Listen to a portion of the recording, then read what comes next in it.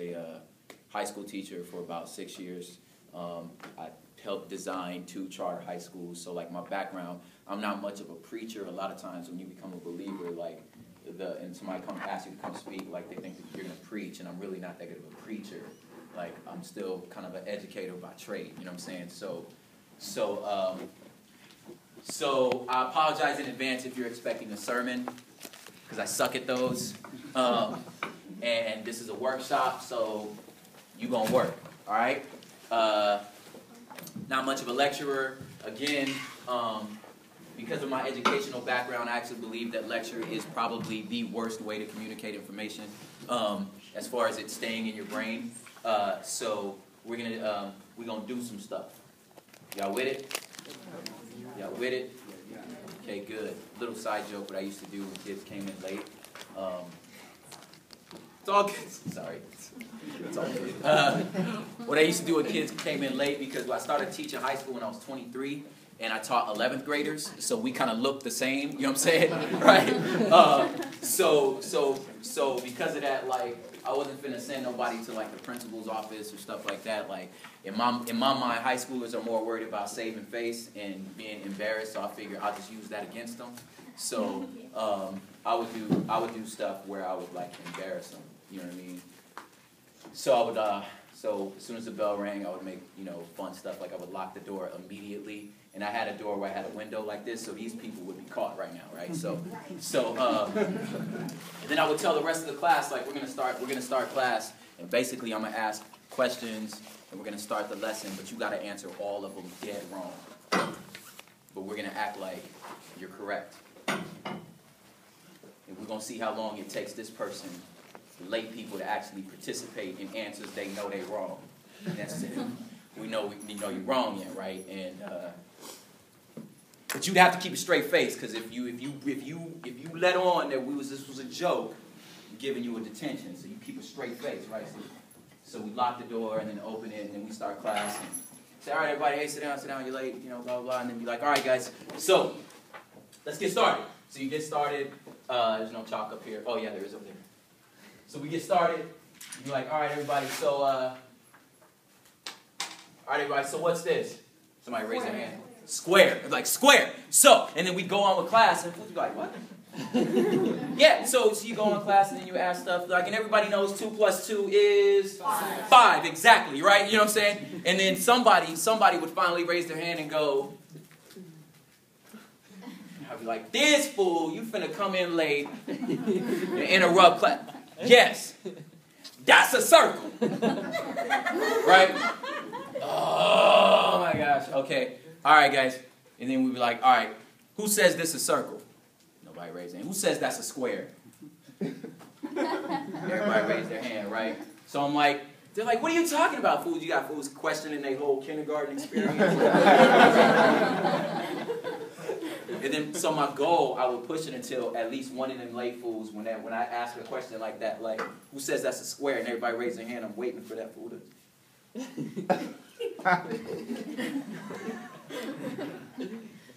I got you! You know that's a circle, you know what I'm saying? Right? Whoever come in my class late. Anyway,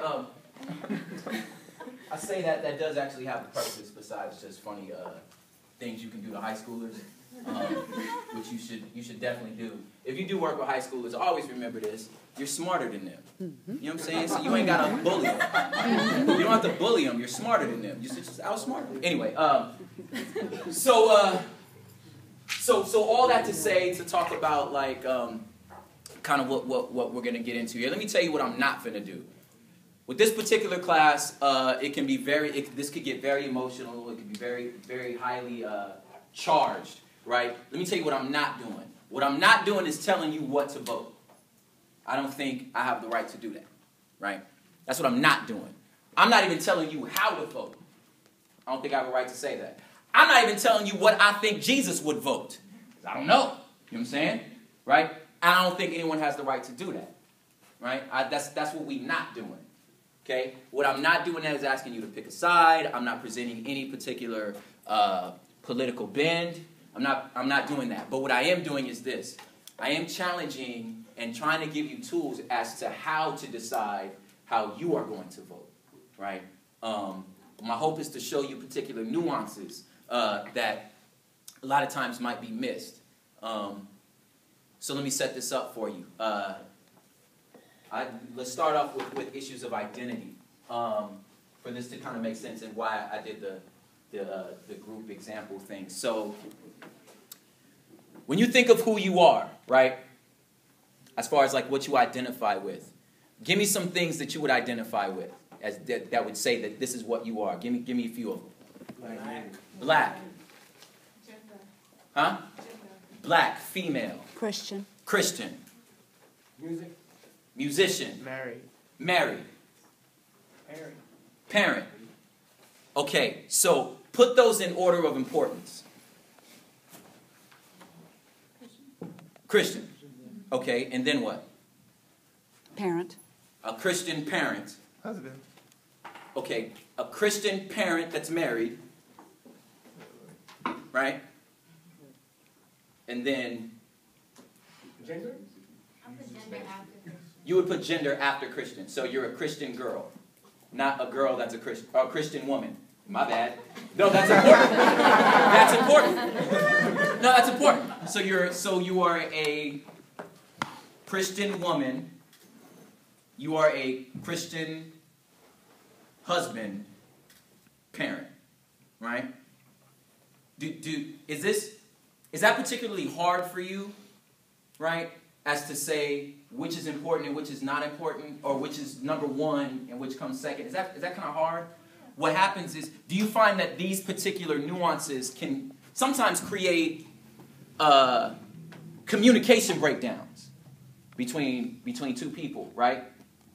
I think what happens is when we attempt to do these things, I'm going to give you a big word. It's called tribalism, right? But we'll go back to tribalism. But let me when you attempt to do that, basically it's the part for which you identify with the most, right? And when you identify with one of these more than the other, what happens is you begin to feel like you owe an allegiance, right, to one of these names. So if you put them in levels of importance, right, then it's like, well, my allegiance goes to here first, and then to this, and then to this. But then when it's time to step into a voting box or into social issues or into things like this, sometimes it can be paradoxical, right? Where how I feel because of this particular tier of my identity make somehow, because of this particular issue, cause a conflict with this one, right? So you have to decide which is more important, right? Hence the dilemma. Well, here's where I want to start. I think we're looking at identity all wrong. What do I mean by that? I think we look at it, like you guys said, in terms of stats, right? Where you're a this, then you're a this, then you're a this, then you're a this, then you're a this. But if that's the case, then you can make hypothetical situations like, if I'm stuck on an island and I can only fit one person on this boat, who do I pick, my wife or my daughter? Right? If we say insist in issues of importance, right? Then you are now making me choose between something that's impossible for me to choose. I can't choose between my wife and my daughter, right? No, you get a bigger boat. That's what you do, right? Or you put them both on there and you die, right? You know what I'm saying? Like, so there's no way to choose. What I'm saying is I think we're looking at it all wrong. I don't think we're designed to think of ourselves in levels, but in spheres, right? In overlapping spheres, which means this. So if this is me, there's this sphere, there's this sphere, there's this sphere, right? And they overlap. You are a Christian, right? You're male or female, right? We'll just put gender, right? You got a gender. You got an ethnicity, right? And you can add as many circles as you want, right? Because they're all you. Does that make sense?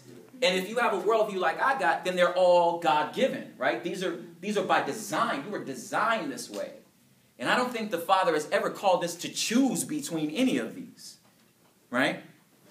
Your name and your personhood comes from your designer, right? But everything that falls from that, I think when you think of it in those terms, you begin to feel that you owe an allegiance to one or the other, right?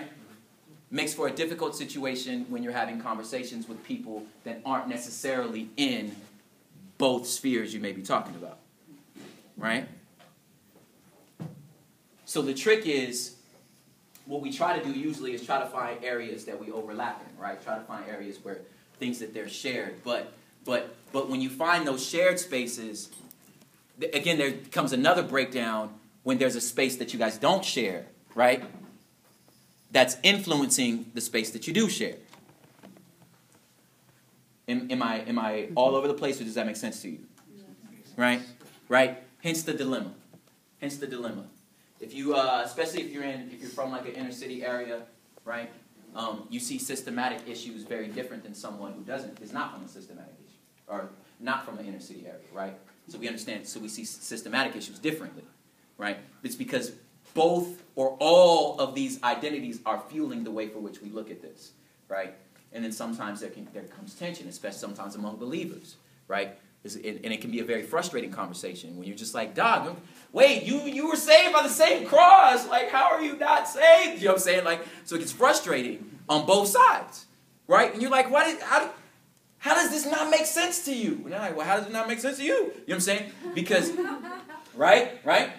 So, but it's because of these tiers rather than spheres. So I want to start there. Think of your identity in terms of spheres, right? Circles for which you exist in that are all you. So, and I'm not saying they're all equal or unequal. It's just, I'm saying don't think of them in those terms, right? Because if you don't think of them in those terms, then it makes for a much more pleasurable dialogue, number one, and a much more pleasurable, or I would say biblically accurate process into making decisions when you step into the voting ballot. Does that make sense to you? Now let me give you a biblical reference, so you guys don't hang me. So you don't when you write your reviews. It was cool, but I'm like a word person. Like, he ain't get into the scriptures. You know what I'm saying? So you guys don't hang, okay? So let me give you a biblical framework. I've been kind of studying through, for the past year, 1 Peter. 1 Peter really kind of blows my mind, I think, for a number of reasons. To be honest, it's the same reason that the book of Daniel kind of blows my mind. And why I say this is because both of those are dealing with, like, believers in exile, right? So believers who exist in a culture that is very antithetical to their faith and what they think, feel, and believe, but they exist there. And again, if you got a worldview like I got one, God put them there, right? So you're supposed to be in this pretty hostile environment, right? And we see by example with Daniel kind of how he dealt with that. But we also see by direction in the book of Peter what the directions that Peter gave the Christians in exile, right? So when he talks about suffering and count these things as when all matters of adversity come against you, I'm saying consider it all joy. Like, Peter's talking to people who exist in a culture that hate them, right? And obviously that's fascinating because I feel like, is that not now? Like, do we not exist? Are we not in exile within our own homes, right? So, and you can apply that to whatever sphere you exist in. You know what I'm saying? Like, for myself, I can apply that in a number of areas. You know what I mean? My wife is Mexican, so I even look at her at some of the issues that she talks about, and I'm looking at it as an outsider, but at the same time, I can be like, dang, I've never thought about it from that lens. You know what I'm saying? So these two particular sections of Scripture really I think speak to me. Little side note about Daniel. If I don't know how familiar you guys are with my art, with my work, but the last record, Excellent, was kind of like, it was inspired by Daniel. Kind of how he existed in that culture, and was just like, yo, I'm not trying to leave. This is where I am. The Lord put us in Babylon, but I tell you what, I'm not gonna drop out of your school. I'm not gonna drop out of school. I'll stay in your public schools. That's a little that is a little Jason. I will beat that horn. I think Christians need to stay in public schools. But anyway, but he's like, I'm not gonna leave. I'm not gonna leave. I'm just not gonna take the blue pill. Matrix, anyone? Matrix, right? I'm just not gonna take the blue pill and watch me outperform everybody you got. Turn up, boy, right? So to me, I love that about Daniel. It's like, yo, I'll put my boys up against everybody you got. You know what I'm saying? And he served them. You know, that's a little West Coast on you, but he served them, right? And enough so that Nebuchadnezzar, a few chapters later, ends up making a statement of faith. So this was such a witness to not only to the people around him, but to those in charge. You know what I'm saying? That his presence in this place, his performance. A lot of times Christians don't like to talk about performance, but yo, that's what gave Daniel a voice. It was like, yo, I'm better than everybody you got. You know what I'm saying? So that's kind of where that came from. Anyway, so in fast forward to 1 Peter, chapter 2, verse 17. I got 3 verses for you. 1 Peter chapter 2, verse 17. Very interesting thing to tell people that are being persecuted, right? Very interesting thing to tell people that are persecuted. If you know the passage, it'll kind of give you pause when he says, 1 Peter, and this is a paraphrase from a translation called The Voice. But it says, respect everyone, love the community of believers, reverence God, honor your ruler. Simple. Respect everyone, love the believers, reverence God, honor the ruler. And from a person who was born, I'm the child of a Black Panther. So for you to tell me to honor the ruler, you know what I'm saying? Hold up. The ruler owed me some stuff. You understand what I'm trying to say, right? But from a biblical framework, and Peter is telling people who are suffering far worse, right, than I've ever suffered. He's telling them, yo, you got to honor the ruler. I'm like, yo, they feed Christians to lions for entertainment, bruh. Like, you want me to honor the ruler? I'm supposed to honor homeboy? Right? Well, he's not done there. So I think that's very interesting. So you're in the culture, follow the culture's rules. It is what it is. They're in charge. What do you want me to say? The Lord put them in charge, right? But then check this out. In verse 20, chapter 2, verse 20 says, for what credit is there in enduring punishment you deserve? But if you do what is right and you are punished and endure patiently, then God will be pleased with you.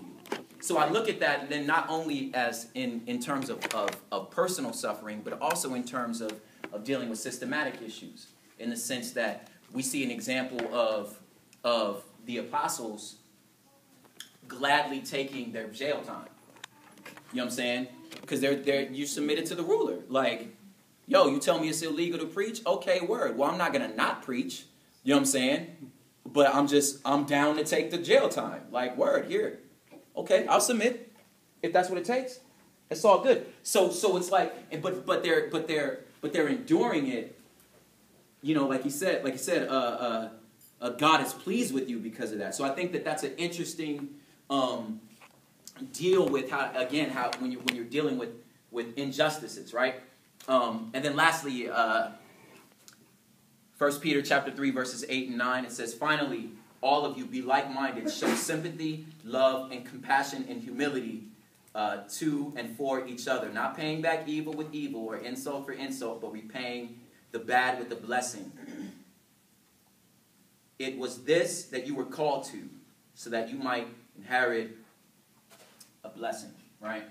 So the biblical framework, again, is Peter saying, okay, again, this is a prop paraphrase, but it's like, yo, exist. Just don't take the blue pill.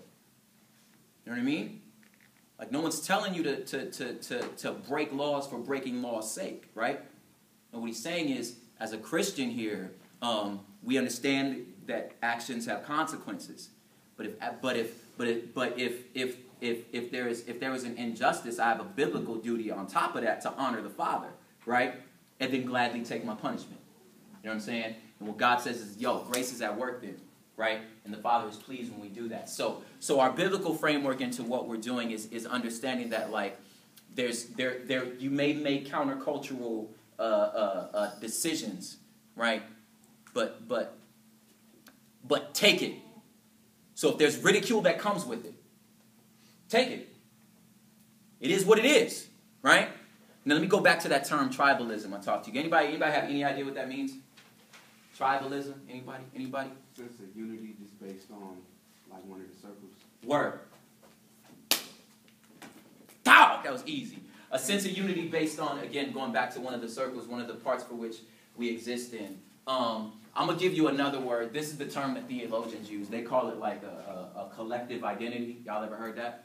Right? A collective identity. Anybody familiar with that concept? You get it? Right? Does that resonate with any of your past? Like, do you see yourselves as far as like having a collective identity with something? Right? I know for the black community, it was actually something very easy for us, for the black community to understand, in the sense that historically, with the idea of like the collective suffering, right, of our people, in that sense, it's real easy for me to understand that I am one of many, right, and the many actually make one. You know what I'm saying? Why when I started college, I was so excited when I saw another black dude in college. I was like, you know what I'm saying? Like, yo, he did the same thing, like. You know what I'm saying? Because like we was just happy to see each other on the college. I didn't have to say nothing to him. You know what I'm saying? I didn't say nothing to him, but I was excited to see him. He knew why I was excited to see him. You know what I'm saying? He knew exactly why, right? Because we have a shared. I never met the dude, but we had like a shared experience, right? Why my parents or me, like, whenever some craziness happens on the news, the first thing in my mind is, please don't let it be a black dude. Please don't let it be a black dude. Oh, right? You know what I'm saying? Right? Yeah. Dang it, man. Dang, right? Because I feel like somehow responsible for the actions of all of us, right? Right? Somehow I feel, and I'm not, but I am. You know what I'm saying? Right? And it's not necessarily, again, just my people. I see it happen, the same thing happen with my wife. Like, you feel like this collective identity, and I challenge you to think this way. I actually think the concept's biblical, right? A lot of times we see our faith as such an individual thing, right? But I don't think, again, going back to Daniel, if you look at Daniel chapter 9, man, when Daniel's repenting for the sins, he's repenting for the sins of Israel, right? And like saying stuff like, I confess because I've murdered the prophets. Bro, you weren't even born. What you mean you murdered the prophets? You know what I'm saying? Right? But he's like, yo, I'm a part of this. Like, they are us. I'll even really bake your noodle. You all suffering from one ancestor's sin right now. His name's Adam. Like, we all suffering because of him. You know what I'm saying? So, like, there's a collective identity that we have as humans and as believers, right? As Los Angelinos, you know what I'm saying? Right? So so I don't have an issue or a problem with thinking that I exist as one. Like I think Paul went out of his way to try to prove that, yo, you one body, man. Like, the body has many parts. Like, yo, no, we're one. You know what I'm saying? Like I think if we understood that, I think it'd be much easier from our pulpits to, like, you know, support persecuted churches across the country, if you are, or across the world. If you got that, yo, they are you. You know what I mean? It'd be much easier to give to a mission, right? Or to a missionary, if you understand it. Man, that brother's you. You know what I mean? So I think we need to do that. Now, having said that, just like everything, it can be distorted because of our tendencies towards pride, selfishness, and sin, right? And when that happens is when that tribe begins to demand allegiance from you in a way that's not shown in love or in grace. So for brothers, what we hear is, yo, once you start succeeding, man, don't forget where you came from. You know what I'm saying? Yo, you need to give back to the hood. You know what I'm saying? Like, what you out there in the suburbs. You know what I'm saying? Like, oh, so you better than us now? You better than us? You know what I'm saying? So there's this selfishness, right, that kind of comes from this concept that I think that God designed to be beautiful, right? And I think the same happens within the body. And how that happens within the body, I think it's played out through whether it's conservatism or liberalism to where our pulpits will say, well, if you are a Christian, there's no way in the world you could vote for this or for that, right? It's still just tribalism. So let me break you free from that. You don't owe nobody anything. You know what I'm saying? You don't owe nobody your vote. Okay? You don't owe nobody your vote. Does that make sense? You don't owe nobody your vote. You are biblically a part of one tribe, right? But this tribe, from a secular perspective, and when I say secular, I don't mean ungodly. I mean from like where we live, like our sphere, like planet Earth. You know what I'm saying? So from a secular environment, like, yo, they ain't got the right to demand anything from you. You know what I mean? Right? You get to decide how this works. So again, the dilemma becomes, when issues are brought towards us, which sphere do we align to? And what if you fall on a line that doesn't match one of the spheres, right? It can be very difficult sometimes. You got to shut up, right? Feel kind of weird. If you, again, I'll give you a black example. Was it difficult when Obama was running and you was kind of like, I'm not sure I agree with homie's all of his politics? Was that difficult for some of the black people in the building? Was that kind of difficult? Like, were you not willing to kind of tell your mama or your grandmama that, like, you know what I'm saying? Like, I was thinking to my dad, like, I'm just not gonna talk about it. My father was a Panther. You know what I'm saying? I'm trying to say, like, it's some stuff we just kind of I don't know, Dad. Like, and he's a Christian. Like, my father's a believer, but it's just like, yo, I don't know. And on the other hand, I go to a church. Yo, get this. I go to a church where my daughter is the only kid in public school. Rest of them homeschooled, which means my wife is the only working mom. The rest of them are stay-at-home moms that homeschool their kids. You understand what I'm saying? You understand what I'm trying to say? So a brother like me really don't talk like about things like Obama. You understand what I'm trying to say right now? You know what I mean? So it's so you kind of, because it's a difficult place. Now praise the Lord, we have a pastor that like knows how to navigate those waters. Like, I mean, I swear to you, my pastor looks like Spurgeon. Looks just like Charles Spurgeon. So my mama, he looked like Spurgeon, right? And I mean down to the pipe, like he looked like Spurgeon, right? But he navigated the Trayvon Martin issue very well. Like he was like, look, we have a city that's hurting. I mean and this dude is white. He was like, yo, we got a city that's hurting. He was like, I mean, in wherever you fall on the thing, he was like, justice, injustice. He was like, here's the thing. I think it's hurting because it happened, and here's the thing, it's going to happen again. You know what I'm saying? You know why it's going to happen again? Because we live in a sinful world. You know what I'm saying? Like, the world is sin. The world's full of sin. It's depraved. You know what I'm saying? Like so the way that he was able to step above that, right? To step above whatever minefields were there and just go straight to the gospel, I thought was a very beautiful thing. And for me to hear, and I'll be real, to hear like a white guy say that, you know what I'm saying, was like, it's very powerful to me to be like, man, you just changed my perspective. You know what I'm saying? Like to hear my pastor speak into it, I'm like, dang, right, homie. Oh, forgive me, man. Hey, man. I be feeling like I owe food stuff. Anyway, so that's that. Now, getting down to the issue. Let's do this. Is there enough for y'all to come around here to like come up to here? Is there enough for y'all to do this, or should I? Can you guys see this, or do you guys mind standing and coming over here? You got the best seat in the house, right? Best seat in the house. So this is the. Okay, so do one more. So check this out. We're gonna do. I'm gonna give you just some just basic tools as to how. I'm just, again, these are just tools to help. Again, I'm not trying to tell you how to vote on anything. These are just a way for which to think about issues. Okay? Most of the time we see it like this. You have issue. right? You are either for or...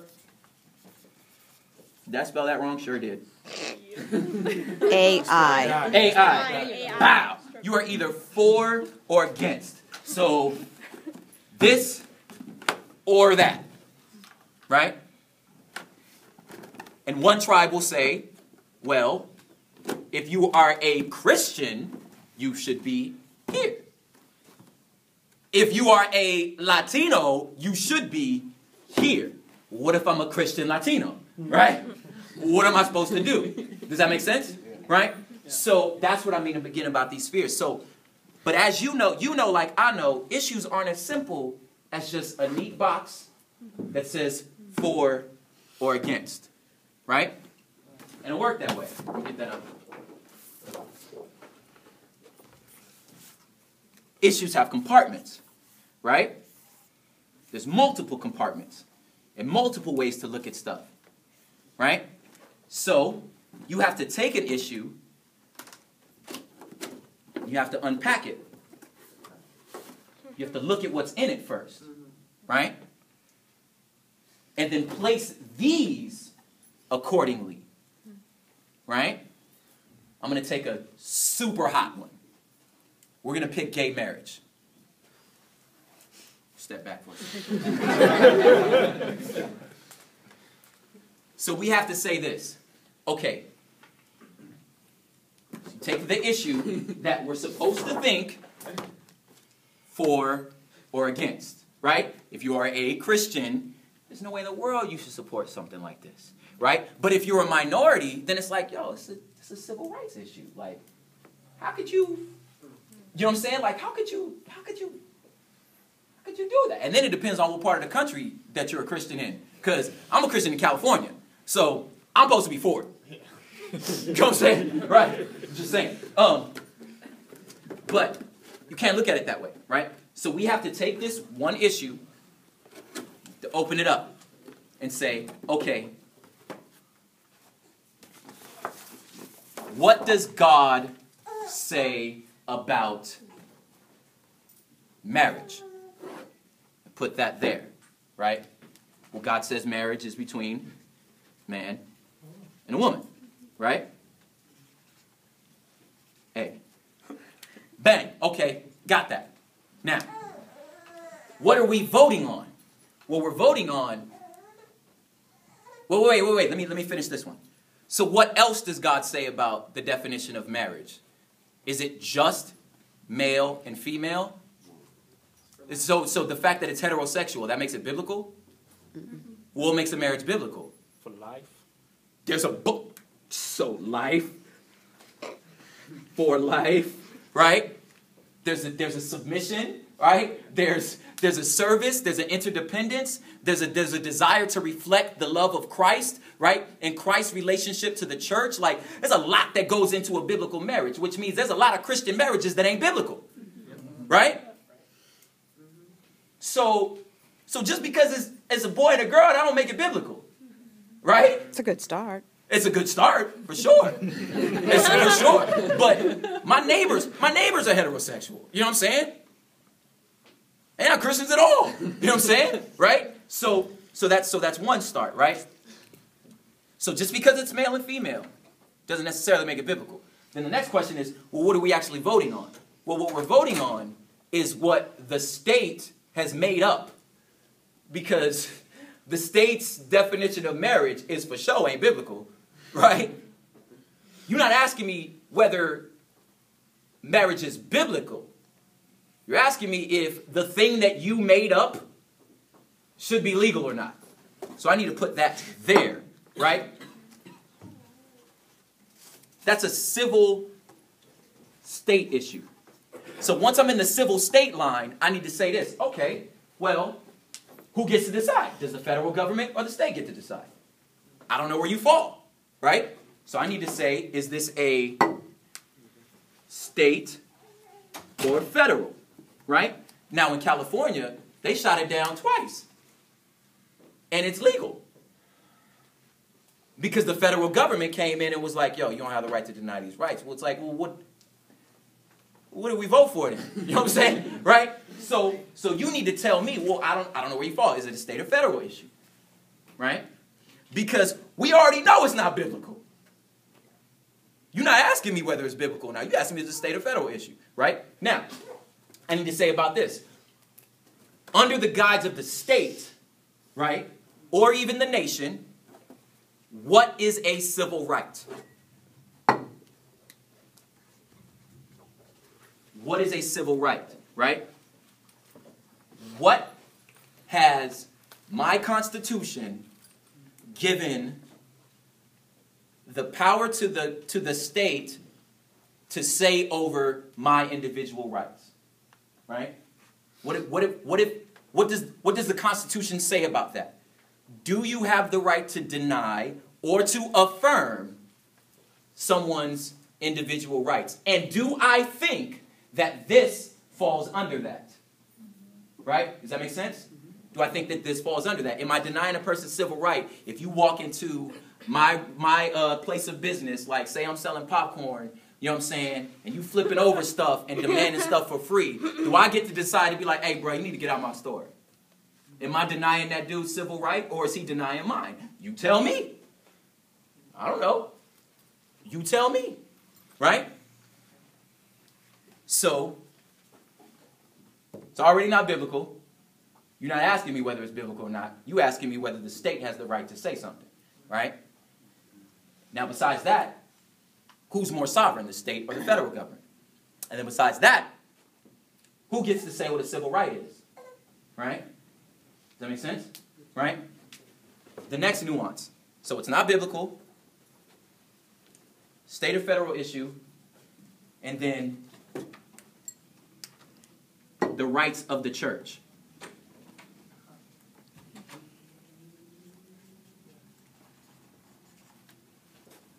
If I am a religious institution, Christian or not, Hindu, Muslim, whatever, you live in America, do I have the right to say, okay, I get that I have to recognize your marriage, but do I have to perform your ceremony? And does your law make me? Right? Will this, if I deny that I desire not to perform your wedding, am I breaking a civil right? Or are you breaking mine? Right? My right to religious freedom. Right? So there's our biblical sphere, our state sphere, our church sphere, and then under this church sphere, I think that's all my cups. No, there's another one under there, I promise. My ethnicity sphere. Right? My ethnicity sphere. So what does that mean? Because I don't know if you guys watch the news, right? So the issue has been tied to the civil rights movement, right? So if you're tying this issue to the civil rights movement, what now is my response for or against? I don't know. When you tell me that this is a cultural, socio-ethnic issue now, right? My wife studies, it's called risk management, right? And what risk management is basically how identity is formed, right? What do I mean by that? Well, first of all, the big umbrella of risk management is basically like where we got like, that's where economics come from, that's where the insurance companies come from. Basically, it's when you take God out of the equation, we have to figure out how to minimize our risks, right? So we got to minimize our risk, and we got to figure out how to predict stuff and then set up systems for if we can't predict it, right? So insurance, economics, economic trends, and stuff like that. So all out of that. So out of that comes what's called identity formation. So it's not so much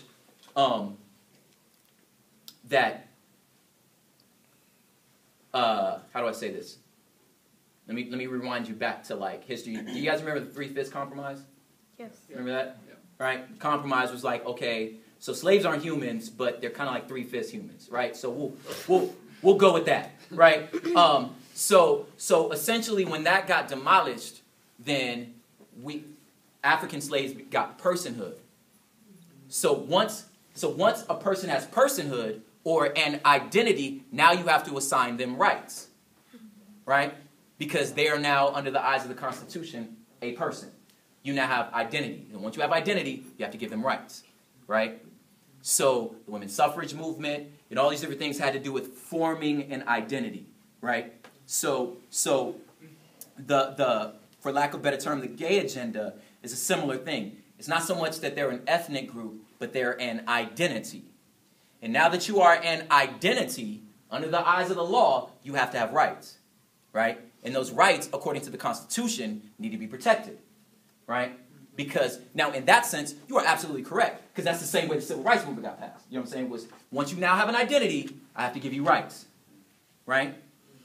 And you have to recognize this particular identity and its particular nuances. Does that make sense? So, what I have to say is, what does this do, whatever issue this is, with my personal identity and the identity of my family, right? And what are the overlaps, right? What are the nuances? What does this say about my future rights? What does this say about, for me, how I'm going to raise my children, right? So it's not so simple as for or against. There's an unpacking, right? Now, once you unpack it, again, I will never tell you where to land. I don't think I have a right to. But what I do think is I have the right to encourage you to take every issue and unpack it, right? And what you may find is you might fall where you didn't think you'd fall, right?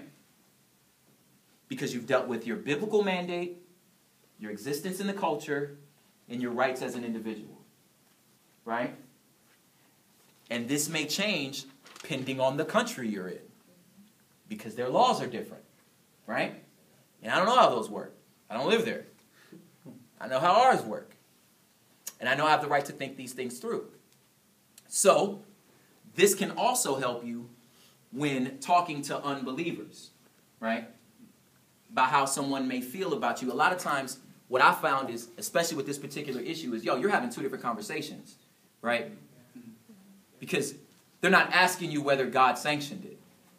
I'm like, well, I don't think we're talking about that, because, But I'm like, but sinners get married all the time. You know what I'm saying? So that's not what we're talking about right now. You know what I'm saying? So it may help you gain ground with unbelievers to be able to take the thing apart and say, well, listen, that's not what we're talking about here. Like, you're not. That's my faith. I believe that, and I believe that this is the better plan for humanity. I believe that's designed for all human beings. However, you know what I'm saying? That's not what we're talking about here. Well, let's talk about this. You know what I'm saying? So if anything, again, my encouragement is to take issues, to take your dilemmas, feel like you don't owe any particular slot, any particular allegiance, because every sphere you exist in is God-given. They're all God's, right? Does that make sense? They're all the Lord's. You were placed in all of them, right? So you don't owe any one thing. Does that make sense? But what you do owe is the due diligence, right? What you do owe is the fact that, you need to exist. You need to exist here, right? That's what Daniel tells us. That's what Peter tells us. You got to exist here. But once you make this decision, and there's suffering that comes along with it, I'm willing to suffer. I'm willing to suffer. I'm willing to take it. It's all good. Let's take it, because God says that means grace is at work, right? God is pleased with us when you take this type of suffering. So anyway, all that to say, closing. Look. Don't see your identity in terms of tiers. See them in spheres, right? The Lord has placed you in all of them. Don't feel like you owe any particular sphere anything, right? And then do your due diligence with unpacking issues, right? And then lastly, and then I'll let you guys do an example with another issue. I'll let y'all take one and we'll set up our cups. But there's a documentary on Netflix called Runaway Slave, right? Have you guys seen it? You seen it? Right? Super interesting. A lot of takeaways that I actually like from it. There's a lot of stuff I disagree with it, but there's a lot of stuff I did like. But essentially, like, my wife actually taught me a very valuable lesson from that, like, because it's dealing with particular, like, black community issues that were really, yeah, you guys can sit down, I'm sorry, that were really, really, really resonating with me.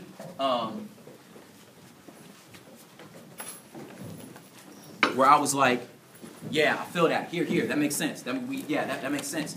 And my wife is Mexican, so she was looking at it, and she was like,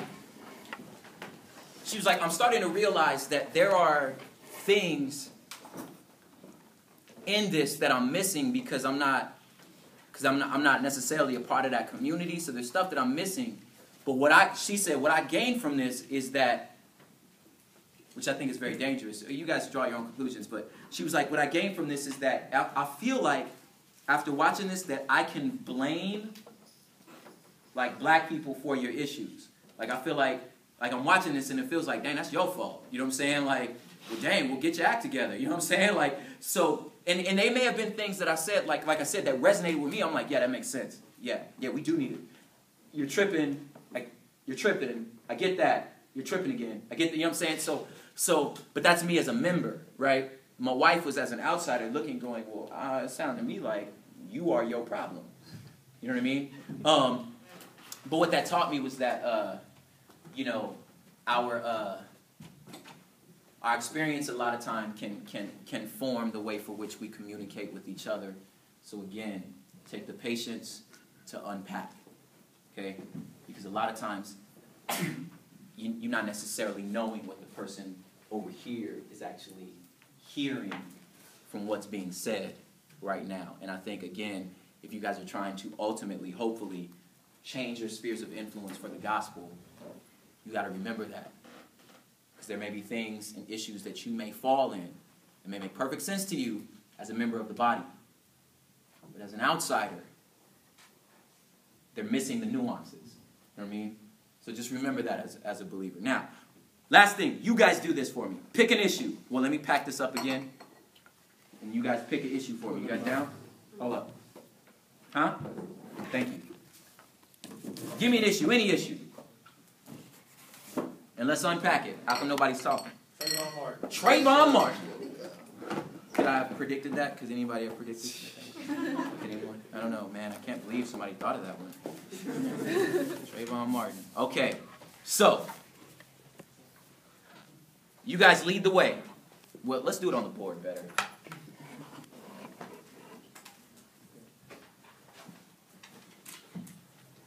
So give me what the for or against would mean. So if it's the Trayvon Martin issue, what's the for or against? What would that be? The verdict? Okay. What do you mean by that? Second degree. Well, Is that a the murder or court's what? is the court's system of justice corrupt or not? Hold up. You done already got into a nuance.